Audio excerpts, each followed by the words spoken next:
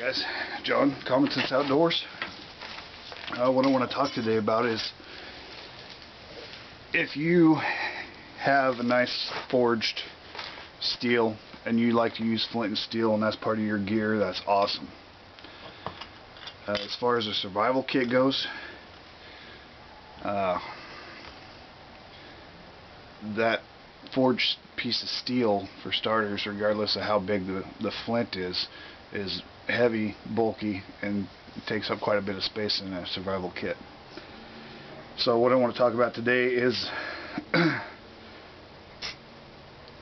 something that you can do a flint and steel method to make fire as another alternative fire method. You should have multiple ways of making fire in case one fails you.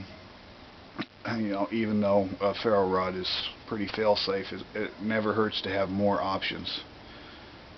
So in the same lines of flint and steel, all you need is a piece of a hacksaw blade. Just break off a piece. If you have a grinder, touch the grinder and round off the end so that you don't poke yourself with it. And then take the paint off the back edge. You can do that with a file too. Once you have that, I mean, you can put that anywhere that'd fit in it. It might be a hair long for an Altoids tin, but I could break it down to where it did fit. So this right here becomes another fire method. Let me turn the camera down. You can see what we have here.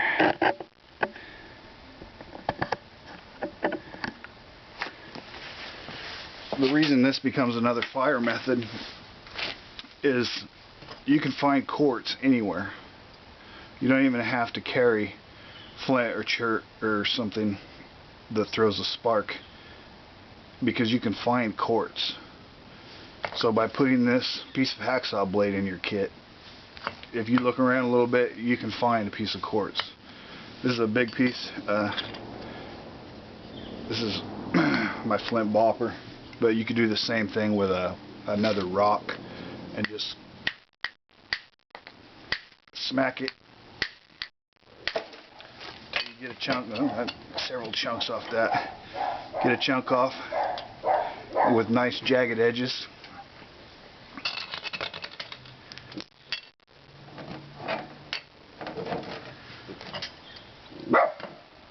Then if you take that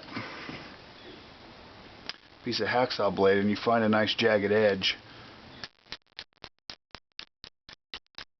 you get yourself sparks. Another nice thing about having a piece of this in your kit is you also have some saw teeth. There's a big stick, but this could be used to notch sticks for deadfalls, trigger sticks, whatever you needed to do. That becomes a multiple use tool right there. Just a piece of hacksaw blade. So let's see if we can do this. I want to show you another trick about doing this, and that's, it just rained really hard here yesterday, so I went out to collect something to start a fire with, and I showed you before about using moss out of the trees. I just have a small handful. Now, if I get an ember on my char cloth and I put it in here and I blow it into a flame, if I had a big nest, it's much easier once it comes into a flame for me to have that couple extra seconds to set it down and get some sticks on it. But I don't necessarily need a big nest. And another advantage, if I take some branches and leave all these fingers to the branches on there, and I set my moss in that. Now once I get an ember on my char cloth, I'm going to set that on my moss, and I'm going to use the other branch to hold it together. Now I can blow it into a flame. I'm not going to burn my hand, and as soon as it starts to burn, I already have more fuel here for the fire that will start burning immediately. I don't have to take the time it takes for me to set it down and then get my other sticks and put it on there. I'm not messing around at all. I'm getting something else burning as soon as it takes flame. So we'll set that aside.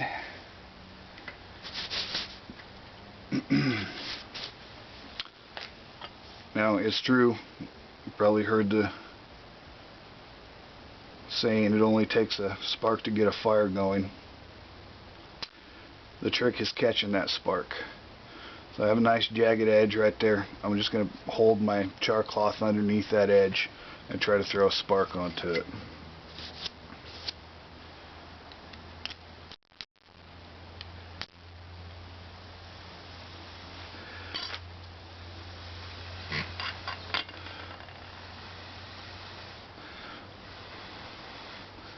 Okay, then we've got all day to do, well, not all day, but we've got time to mess with that. It's not going to go out on us. Stick it inside our moss, sandwich it between our branches. And like I said, it just rained. This moss is damp. I actually went and got a handful of it and put it in my pocket so that my body heat could suck some of the moisture out of it.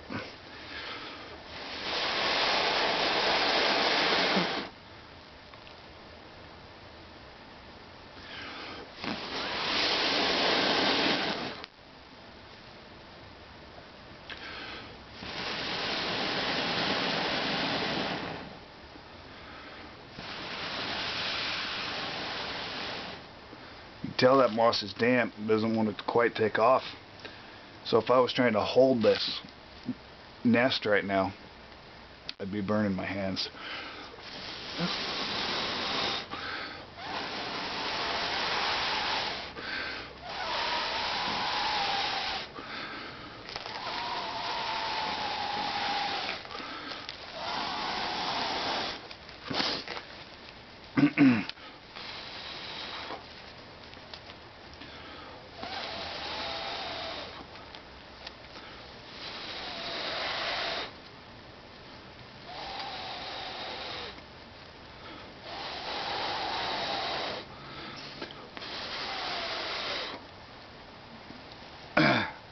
Okay, so the moss is actually wet enough that my char cloth burn up without keeping a flame. It's alright. Let's try it again. In fact, we'll just use a little bit bigger of a piece.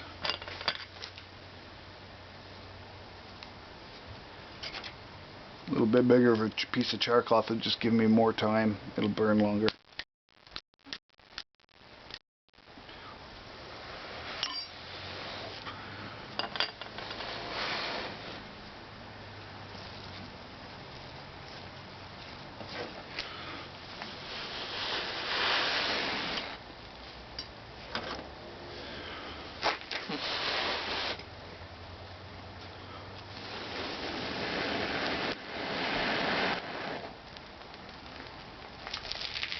Oopsie.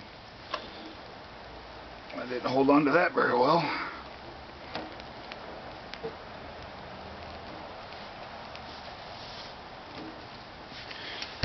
Oh, you can't see over there, can you?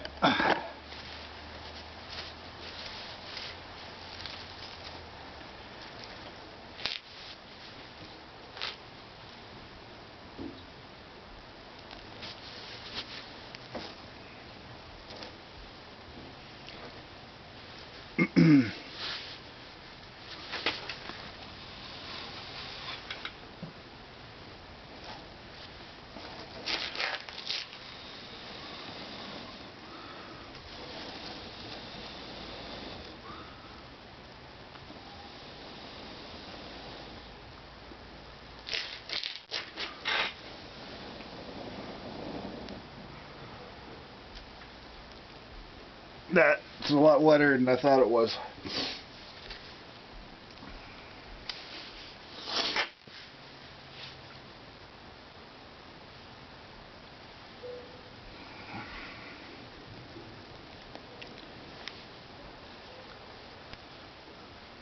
Some real fine stuff on there will get her going.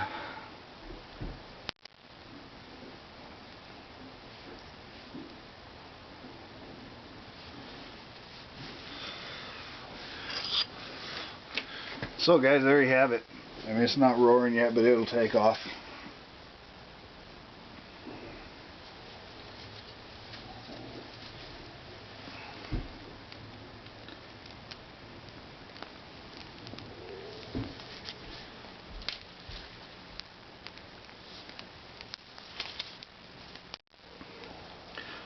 And again, like I said, you're gonna find quartz everywhere. If you go outside and look in your yard, you can probably find a piece of quartz. I mean, just look around anywhere there's gravel, not too hard to find at all. So, fire with nothing but a hacksaw. Plus, I have means to notch sticks, trigger sticks, deadfall sticks. You can't beat that. Put that in your kit, and that takes up no space, weighs hardly nothing. That is a much more valuable piece of gear for a survival kit than some of the things that I talked about in my 2 videos about things you don't need in your kit, like a can opener or tweezers. This takes up less space, has more uses, and more useful. So, thanks for watching. Hope you liked it. Like, comment, subscribe. More videos coming to you soon.